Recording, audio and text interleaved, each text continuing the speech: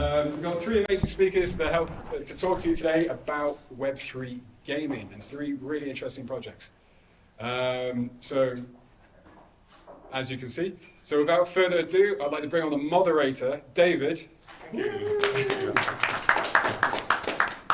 And also Neville, Paul, and Mick to come and take some seats. Oh, there it is. All right. I hope everyone's ready to get schooled on Web3 and gaming and everything in between. Our panelists today are each founders of their own Web3 projects that you're going to hear all about. I'm just going to sit down and ask the questions and listen to them when they give the answers. I've got some fun facts about Web3 and gaming. Web3 gaming accounts for roughly half of all blockchain activity, actually. So gaming is big in blockchain, half of it. And my next fun fact is that 40% of the player base is bots, apparently, right? So that's an issue, but it's definitely true. And lastly, India is leading globally in NFT gaming. So that's the market leader there. It's not the Netherlands yet, unfortunately. So I've got three speakers. I'm going to allow them to introduce themselves one by one. I'm going to start with Neville. Could you please introduce yourself and your role at your project? Yeah, sure. Well, thanks for being here, everyone. Seeing some familiar phrases, of course. I'm Neville, as you said. I'm one of the co-founders of Crystal. Together with my two partners, we started out concepting a strategic trading card game, which is very much anime inspired. Started conceptualizing in 2021, and we've been building ever since. And in 2022, started with software developing, and 2023 we came out in the open, soft launch our community, and we've been building ever since. Yeah. So Crystal itself, like I said, it's a strategic trading card game which you play on a board. Internally, we call it 5D chess, and players play against each other in PvP matches, and they can earn rewards in the form of NFTs, which we call crystals. Right. Yeah. And is it? I was going to ask this later, but I'm going to ask it now. Is Sure. it live right now, or is it on the We're currently in the MVP phase, so we're testing right now with our community members. Marcus also tested; he's in the crowd right here. Yeah. So we're testing our MVP, sorting out the final box, and then move to the alpha version. All right. Yeah. Good. Cool. I'm going to move on. Mick. Hi. Hi everyone. So I'm Mick. I'm founder of Rebel Labs. It's a Web3 entertainment studio from Amsterdam. We are building games. We are having an entertainment platform that's already 3 years old. Launched 2 games, one on Steam called I Know This Place. We call it Web 2.5 since Steam doesn't allow for NFTs. So you play the quest. At the end, you're invited to fill in the form, create a wallet. We send you tokens and you vote what's happening in the next chapter. Our other game is a TCG. It's live. We call it Season 0 because not all the features are yet built. As you can see, it's called Block Game, Legends of Crypto, and it's all about the crypto industry pop culture. So all the folks like market makers, whales and holders, VC guys and VC queens, full of jokes and crypto memes. We are making this with passion for crypto industry. We just launched a drop on Rarible. It's called NFTs are bullshit. But with this, with this NFTs, you get redeemable tokens. You can redeem them for fashionable merch, for our table game. We have a table game, this same called Legends of Crypto, or buy digital assets in our store. So, in short, Some real world value. yeah. All right, thank you. And then we'll move on lastly to Paul, if you could introduce yourself and your role at the project and maybe a bit about your project as well. Okay. Well, I'm Paul. I'm a developer. At the moment I work at Decubate. This big chief over there is the CTO of Decubate. CFO. Sorry? No CTO. I cannot go. Oh, sorry. Oh, sorry. Yeah. Oh, there you go. A few years ago, I had a question about NFTs, but how can you store an image on the blockchain? That didn't sound logical to me because data is expensive on the blockchain. So I dove in, how does that work? Well, actually, it turned out that the image is not actually on the blockchain. There's a link to the image and all the other stuff. It's called the metadata. And then I thought, well, there's a link there, but can I put there other stuff? And turned out I could. You can put anything there, any data. So then I tried putting HTML in there, and HTML is the code that renders in the browser, and the browser is, everyone uses a browser, of course, browser anywhere, so if you stop it runs on the browser, it runs anywhere. And turned out that also worked, and then I actually, so it started out as a curiosity, but gradually it turned out into, if it's HTML, I can make a little character with HTML and store that actually on the blockchain, and that yes, spun out of control a bit, and with the help of a community grant on the Icon blockchain, it's now a full-fledged game, and I think most days it's it's in the top 3 transaction generator in on the Icon blockchain. Icon is not that big, unfortunately, but still, it's cool to have built that. And I think I am not really. I don't see myself as a founder. I guess I am, but I see myself as just a guy who built it more. To be honest, so I don't have good talks like you guys on my game. Oh, we'll circle back to you with the questions as well. See if you have a different. David, can I get some water? Do you guys want some water? Absolutely, yeah. If maybe Thomas could get you a glass. You stay there. Yeah. On the way. I'll continue though. My next question here in the introduction part was, we just saw like half of blockchain activity is gaming related. Why do gaming and Web3 gel so well together, do you think, is the question? And I'll start with Neville. Well, actually, when we're playing games or we're gamers playing games, they're constantly playing with digital assets, right? Yeah. But the only thing is that they do not own their digital assets. So I think what we have seen in the past, let's say 2 years since the last bull run, is that there's a prominent use case for NFTs as gaming assets. So I think that is the most important thing we found out in the last bull run. And that's why I also think that blockchain gaming, or at least Web3 gaming, or Web3 and gaming, blockchain and gaming are a very good match for each other. Ownership, but also transparency. For example, if I'm speaking about trading card games, as a kid, I had Pokemon cards, right? So I had a Charizard, and then I wanted to trade it with my cousins or my friends, and they wanted to give me a Blastoise, but I couldn't verify if the Blastoise was authentic or not.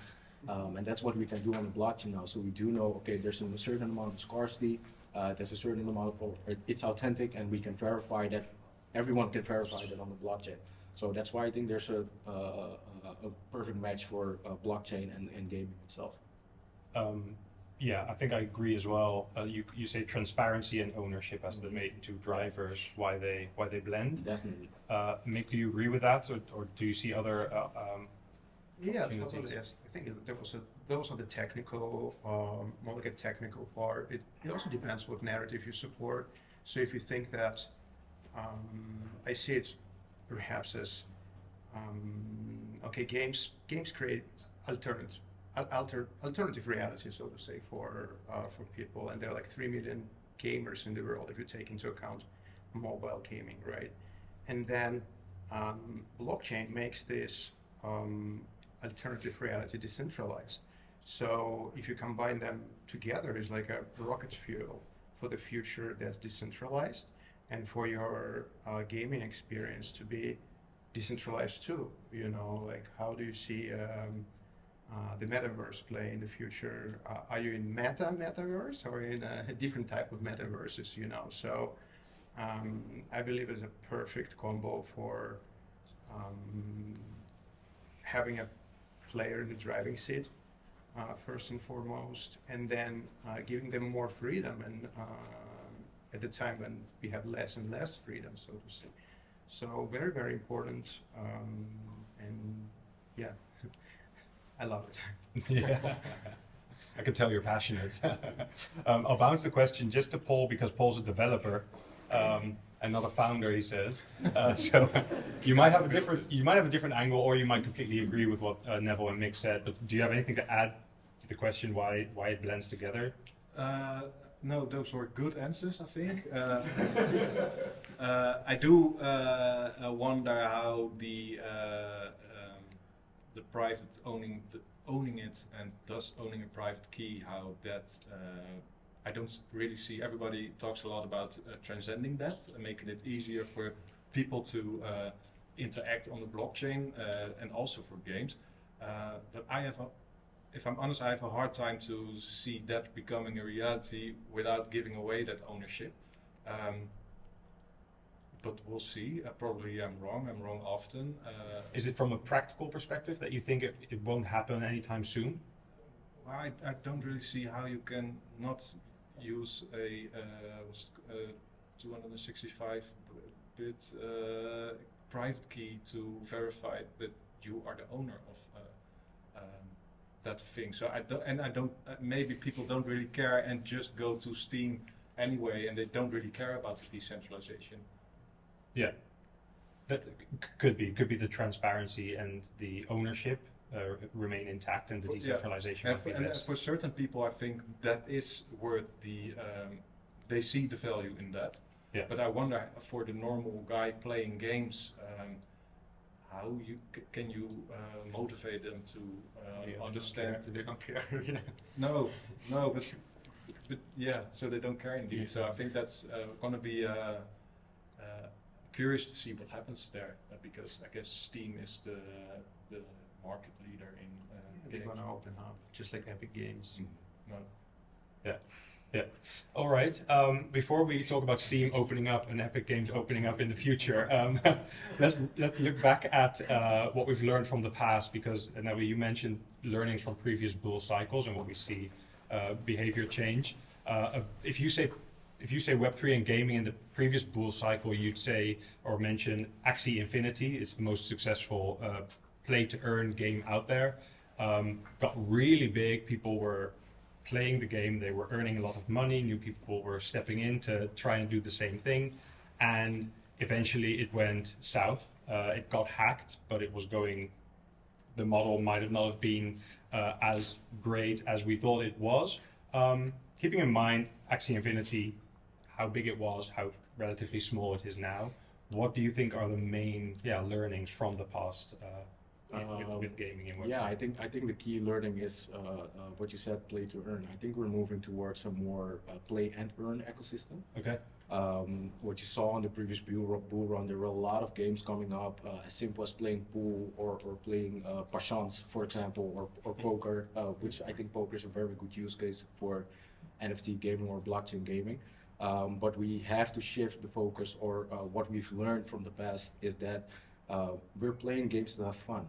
And that should always be the essence when building a game, and it shouldn't be you're not playing to earn. And what we saw when building our game and doing our research is that as soon as you add like a financial or a monetary value or incentive to playing a game, that immediately eludes from the fun of it. So I think that is the biggest learning or at least I think that is the biggest learning of the past, that we have to build games where people can immerse themselves in. Where people can have a genuine connection with the game. I like shooters, right? So I love to play Battlefield and Call of Duty, and when I have that M16 in my hand, I know how bad that clinks, or how wrong that sounds. Go on. I generally want to play with that gun and that gun only, so I'm having this connection with this game, and I think that's one of the key topics that we must keep in mind when building as co-founders here. Or as founders here, that we have to keep in mind, like, okay, the essence of what we're doing is trying to create something fun instead of trying to create something where people can earn something. Right. Yeah. So that is my take on that. Yeah. In your game, are you paying users for their time and for their play, or is it? Yeah. We have a reward system in our game, but our reward system is not based on tokens. So we do not have a tokenomics. We do not have a native token. We talked about it internally, like, okay, what would be the utility of having a token? buying assets to play with, but why can't we use like a known stable coins or known cryptocurrencies like Bitcoin or Ethereum, right? So that was actually one of the things that we thought, okay, we do not need a token internally, and then we started researching further what the psychology is behind having a financial value behind a reward, and what I said, it dilutes from the fund. So those were the two findings we had that we decided not to have. Thanks. Mick, do you agree that the gaming should move away from advertising the earnings and just advertising the fun, or do you think there could be more there? Well, actually, I think it's happening. Majority of the games are just saying Web3 gaming, right? It's not about play to earn anymore. It's all these platforms like Hyperplay, Yahoo Games, Magic, something, Pum Pum Pum, all those like discovery platforms. You don't really see the banners or the narrative of, oh, it's a play to earn. It's a Web3 gaming. It's an experience. There were more than 1,000 games launched in Web3 this year alone, and the competition is very fierce. So everyone is competing on being fun, being original. But essentially, most of the games, they're reskins of something that's already in existence. So we are all learning from Axis. Yeah. Honestly, I mean, I'm super grateful for. I mean, they just made it happen. They started this Web3 gaming revolution, and yes, most of their players went there had this experience just to earn, and in low-income countries. But that doesn't make it unique. And I know people keep bashing it. Oh, it's boring. Or it's not original. It doesn't matter. They were so business savvy and so original with their dual token models. We cannot replicate that. We have a token listed on KuCoin, on Gate, on Uniswap, and we have in-game token. And it's extremely difficult to build the sustainable tokenomics where the company is making money and not losing money, and the community is happy and they're earning, and so the learning is really, for me, the main learning is to be resilient in a bear market especially, and keep forging, keep building something that you believe in, and we are very, very privileged being in Web3 gaming space, because there is a community. Okay, it's tiny, but people who play only Web3 games. There are these sort of like nerds, right? They're emerging tons of really cool content guys. This dude Slayer from Pyramind, like fuck his others. I'm sorry. His content is amazing. People put their really their heart into making this content. They're passionate about it, and that's really cool, because go out there, try building just a regular game, and you compete with I don't know how many millions of gaming studios. So it's cool, but be resilient, and the better time will come. Yeah. So Axie Infinity failing has told us what the nearly perfect model might look like, but what a fatal flaw can be as well. And then hopefully moving forward, we can keep tweaking it until we get it right. You mentioned a lot of new games are reskins of old games. Paul, Blobble is essentially it's a Tamagotchi-inspired game where you feed your baby Blobble every day of the week. My question about that is, like, hands in the air if you've owned a Tamagotchi growing up. If you haven't, I can explain. It's essentially a keychain with a little animal, cute, and you had to feed it every day. And if you didn't, it died. And the Blobble is an on-chain game. I think you have over 200 Blobbles being kept healthy by players every day of the week. And my question about that is, how have Web3 elements improved the Tamagotchi gaming experience? So how has bringing Web3 into the mix made this Tamagotchi game better? I never said it was better. I guess it's quite different still, because I guess the value in Tamagotchi was, I don't know, what little kids enjoyed it, perhaps parents enjoyed it because the kids learned something about taking care of something else than only yourself by pressing one button a day or something like that. So that's maybe not the best lesson ever, but so I don't think it's easier or better. It may be not really comparable, apart from that you have to take care of it. And in Global, you do that by making a transaction, and then you feed it. And if you don't feed it, score gets too low, and it will get in the orphanage, and then anyone can adopt your Global. So it's all really silly, and the passion that was coming from your side, that passion isn't really there in Global. It's just a silly, fun little game, and it's never intended to be anything more than that. So I don't have any learnings from Axie Infinity or whatever. I just built it, and I got funded from the community. Icon has a community grant system, so people vote, and if they say yes, build this, then you get money and you can actually build it.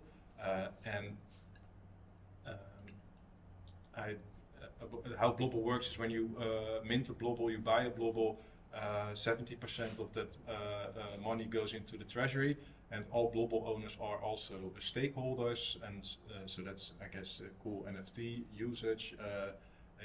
Every day the treasury pays out their stake to all the stakeholders. But I never looked at Axie Infinity, if I pronounce it right. I think I've never played Bubble, but what I can imagine is because it is so simple, it's also very easy for those who have not engaged ever with the blockchain to start engaging with it, right? Making simple transactions, just feeding like this simple thing, right? So I think from an onboarding perspective, you have a very good use case to onboard people to Web3 gaming, even though it's a simple game. And also I think, at least from my experience with Tamagotchis, it wasn't a community thing for me. I played with my own Tamagotchi, but I can imagine that you have like this whole community, they're talking to each other, hey, I'm feeding this, the orphanage was a hot thing because, I'm telling you, that's a really cool thing because on the blockchain, the score is kept on the blockchain, and if the score gets below 0, then it's adoptable. So then it pops up and it looks sad because it's HTML, so you can tell it, okay, your eyes are normally like this, but when your score is lower, then your eyes get sad and your mouth gets sad, and you get a bit, the colors get a bit grayish, and it's really sad. So if you see it, you must click that adopt button right away.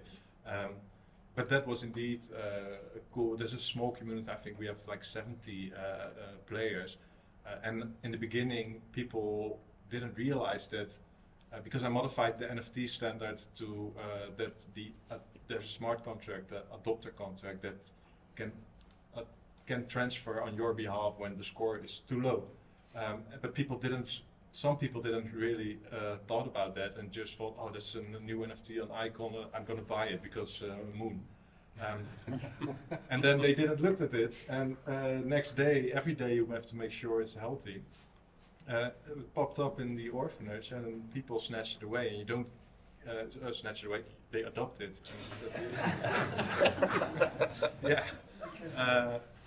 So indeed that was funny, and I think it's very clear when you make the transactions, you click a plus button and you see the bar going, and you have to wait a bit for the transaction to... So it's fully on chain. Yeah, everything is, there's no database because the Global itself is, the HTML is on chain, and but it's really simple because it's only that and the score. Yeah. So, and it's time based then, the timestamp of the blocks we use. So no idea what the question was, but good chat, good insight into a blockchain developer's brain as well. So we can pick that later. Actually, I am going to move on. I'm actually going to move on to the future trends part of the panel discussion, just so we can have a little tension on that. Neville and Mick, you both work in the realm of trading card games. Do you think? Well, first of all, why do you think there's so many trading card games in Web3 gaming? because it seems to be a hot like use case for it? And secondly, how do you think moving forward, possibly into the next bull market, you're going to claw some of that mind space back that has been lost over the past couple of years from regular users? I'll start with Mick for a change. The question is why there are so many trading card games on blockchain. Yeah. Yeah. Why does? Yeah. Oh, they're easier to build because most of the popular games that we have right now, the Gods Unchained, Skyweaver, they are sort of clones of the Hearthstone, and that's much easier to start. You know, like there are skins available, and the gameplay is very popular in just the real world, right? So there are millions of people playing Hearthstone and Magic the Gathering. So it's a proven game mechanics. Put it on blockchain with some new tweaks, and you have access to the Web3 gaming communities. I mean, when Gods Unchained launched, for instance, but I mean, not only Gods Unchained, take Splinterlands as a trading game battler, and many others.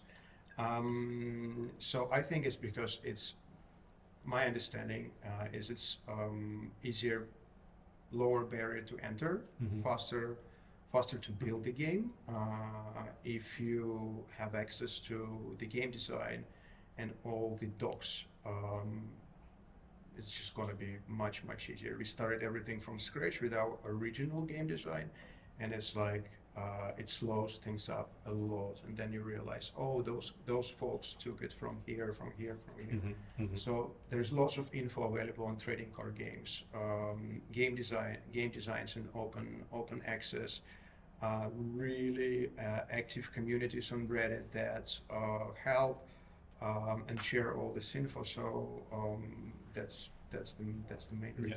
So you're saying they're easy to do on the build side because you can use pre-built essentially, and then on the consumer side, there's a lot of people who already play this type of game and are used to the concept. Yeah. So, but it's also my understanding, the game for trading card games is quite limited. Like if you talk about mobile, for instance, the TCG is like a mid-core, and the size is really not comparable to either casual or because they sit in between casual and already some more sophisticated games, right?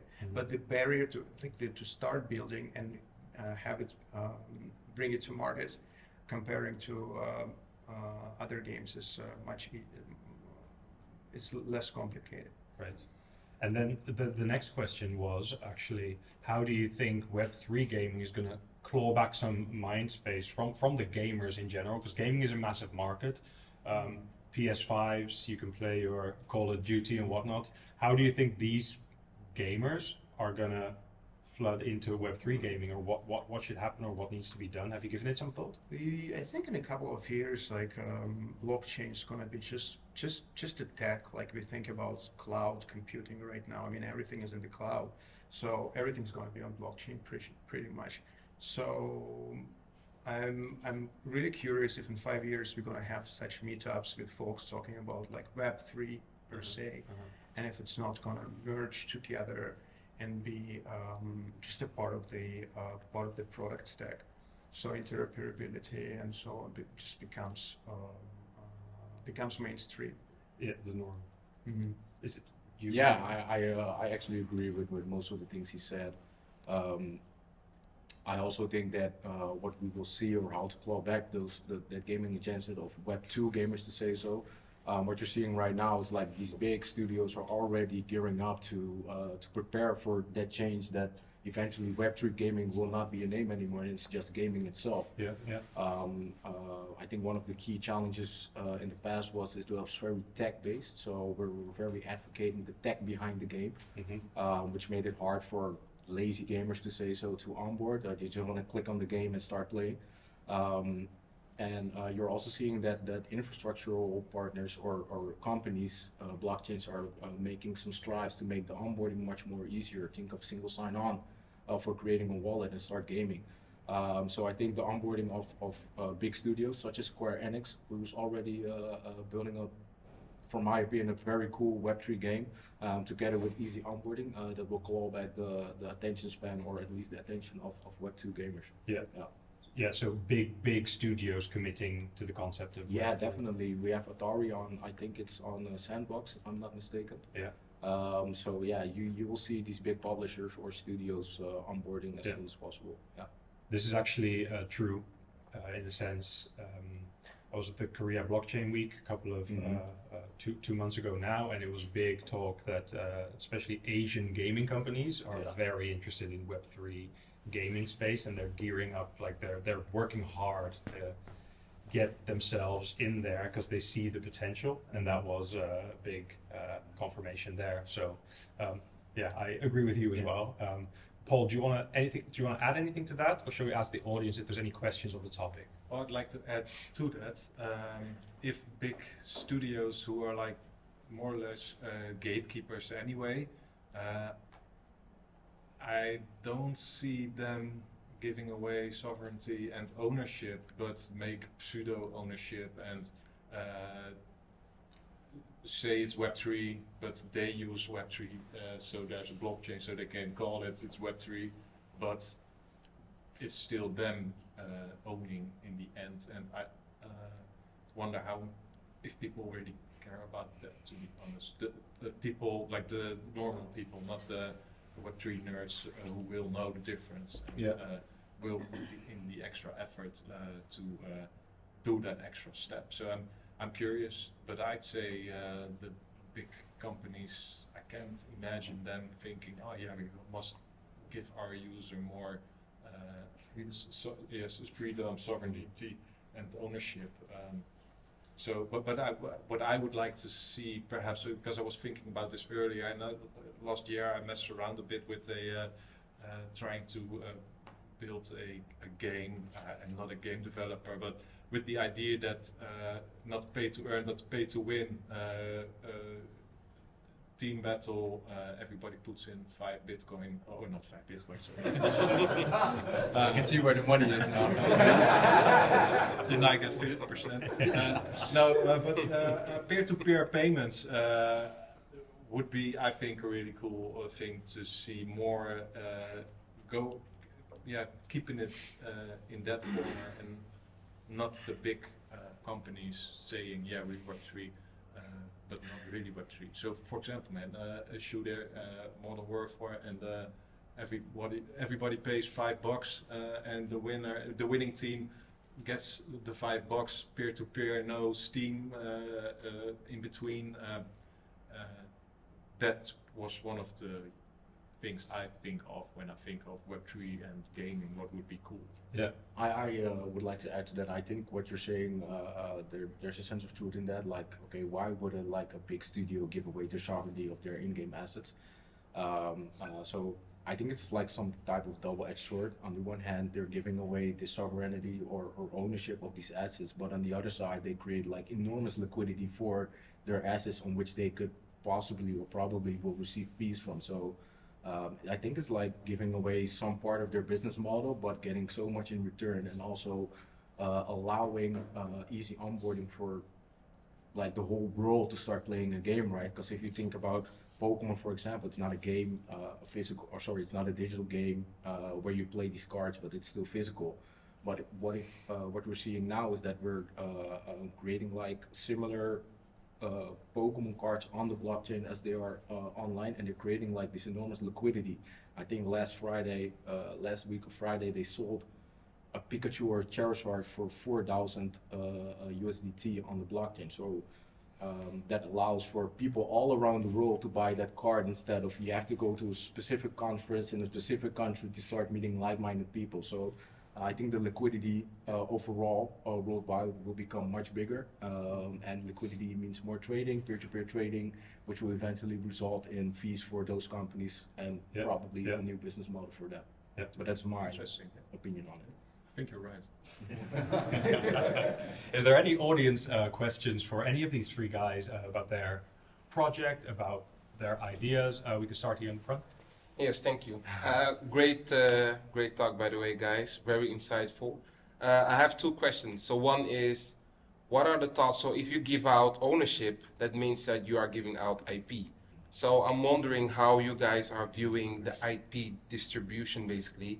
You know, how can you make basically your tribe work for you? Is there like any strategy that you are seeing out there that you are being, you know, inspired by, or that you would like to apply in the space? That is the first question. Can I mention the second one, or just should I You hold? can allocate your first one. For all of them, actually, like I'm wondering how they are seeing that, because if you give out ownership, that means that you have IP out there. Like, are you giving that to a user to monetize fully? How are you going to support that? You know, what are the thought process into that? Question. Any of you guys have a?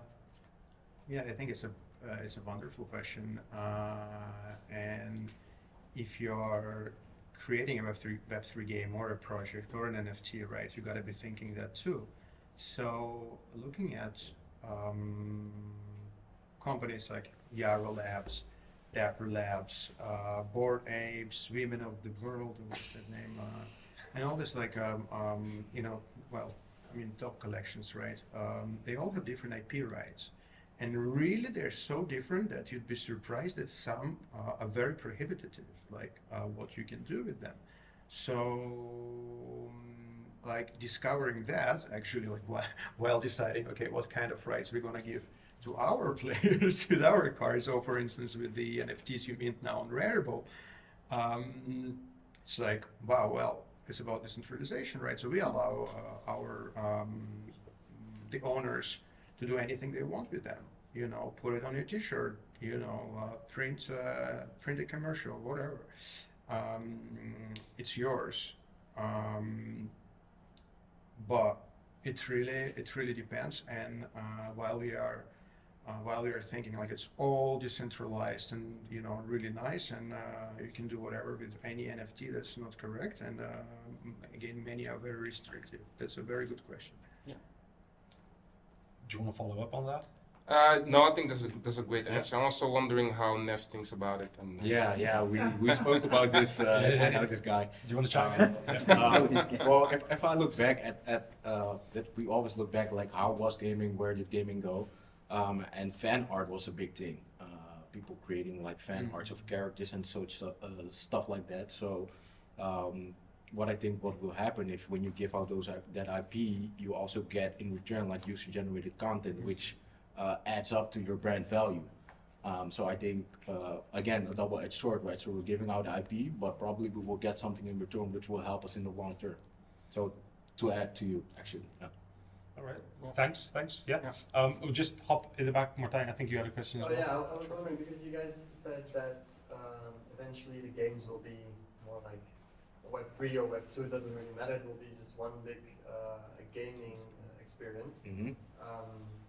Are you guys already thinking about facilitating this transition and like making it easy for Web2, just like an email address to be part of this? Yeah. That is sorry, I'm taking a second. That was actually one of the biggest goals we had when we started our concept in this game. Like, okay, how do we transform Web2 gamers to Web3 gamers? And I think the essence of that, or the key of that, is allowing those easy onboarding steps. Right now, we have to. If I have to create a wallet, I have to go through 9 loops. Then I have to write it down. Then I have to put it in a safe. Then I have to put the safe in a safe, and go on and go on and go on. And that's not something a gamer wants. Like I said, you want to double click on your application and open up. So that's why. From the beginning, in conceptualizing for us, but I think for all gamers or game developers, they have to start thinking about, okay, how can we onboard as easy as possible, right? So think about creating a gaming wallet where you store your playable characters, which are NFTs, but that wallet can be created very easily by just using your Google single sign-on. Something we've been actively researching with our infrastructure partner with Immutable. They have Immutable Passport, which allows this. Last Tuesday, there was an amazing launch of Merit Circle. They launched Beam, which is a gaming blockchain, but they offered like a total hub experience. So when you click on Beam, you're getting like, it was comparable for me, I'm getting goosebumps as I'm talking about it. It was comparable to me for opening my app store, or comparable to going to Steam. And I think those using like technologies, but making them easy as possible and known as possible, where people have experience with it, will help onboarding or transforming Web2 gamers to Web3. If that answers your question. That answers, yeah. Yeah. I was wondering, so what are you building? So you're depending on Immutable X, right? Are you also trying to think like, how can you yourself, without any external third-party platform, be able to onboard these potential clients that would like to play your game? Yeah, so that's a very good question. We work on a sort of triangle, we call it. So on one hand, we have gaming, we have the blockchain, and the third one is the most important part for us, and that's our unique selling point, which is anime. So next to making the technology as accessible as possible, we're also trying to create the relationship with our gamers and our anime enthusiasts, right? So it's not only about the game, it's also like, okay, I like anime and I would like to play with anime characters, or to say it like that. So that is more from the other side, to onboard as many as possible. We're actually focusing on a very growing market, which is showing 7.9% compounded annual growth over the years till 2030. So that's it for us, but I don't know how it is for LOC Gaming. We already implemented a particle network, and well, actually, your question was, why wouldn't you build it yourself? Well, we can build it ourselves. It just takes resources and time, and there are like so many providers, like microservices on top of microservices on top of microservices for everything. So, and actually, like really established companies now. What was that? Trust Wallet? No, not Trust Wallet. Sorry, there are two companies in Singapore with the same service, and one is like became huge with more than $1 billion valuation. It's a unicorn, and their toolbox is amazing. But I mean, we chose for Particle because we we just clicked with the team. We spoke with 10 different providers. Was it Magic Wallets or Magic Link, something else, and then tons of microservices on top of microservices. So yes, you can build it yourself. Building the game, you need to cater in like 20 different people doing different work, and so this work is definitely extra, and those folks did a good job. So you log in with Particle with your email address or Apple ID or Twitter or whatever, and boom, the wallet is created underneath. Yes, the question for the private key, of course, is very important. Who holds the private key? Who does hold it? Particle. Yeah. So all right, guys, I'm gonna cut it off. But you can Yeah. get So if you want to continue asking questions, you can, because we're going to move on from the panel part to the bar part, where we can grab a beer or something else to drink and a snack. If I could just get a quick round of applause for the panelists and their time.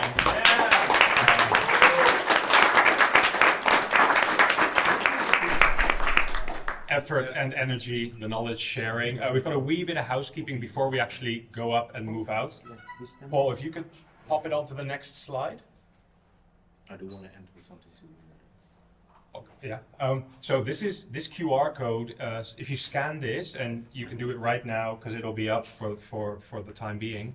That is a link to our group on Meetup. So if you join our group on Meetup, you'll just be notified whenever we do the next one. We try to do it every month. Sometimes it's once every 2 months. And if you'd like to get involved a bit more with helping us organize these or setting it up, hit us up over at the bar as well, because we appreciate all the help, and everyone is very welcome to kind of join the team in this. Yeah, so I'll fly the drone. That's the housekeeping part. Ming, do you want to fly a drone around? Yeah. Okay, so Ming's going to fly a drone around, and then we're going to follow Thomas out, I guess. But surely we need to wait for Ming to fly the drone. Yeah, one more thing. I also wanted to thank everyone who's here. As you can see at the first seat, there's a QR code. If you send it. Take a photo. Oh yeah, sure. I can. Group picture. Okay. Thank you. If you scan the QR code which was on the seat, you'll get a proof of attendance, which is our season pass. It's an NFT that we will airdrop in 48 hours. So feel free to scan it, fill in the Google form. You're getting redirected to True Handle, thanks to Thomas. There you will see a Google form. Just fill in your Discord ID and your wallet, and then register on Immutable.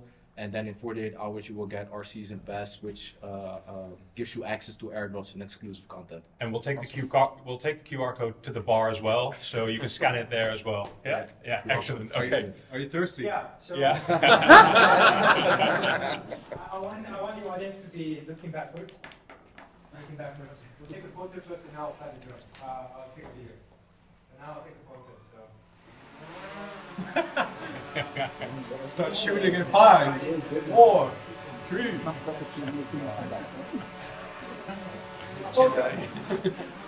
Are you in short?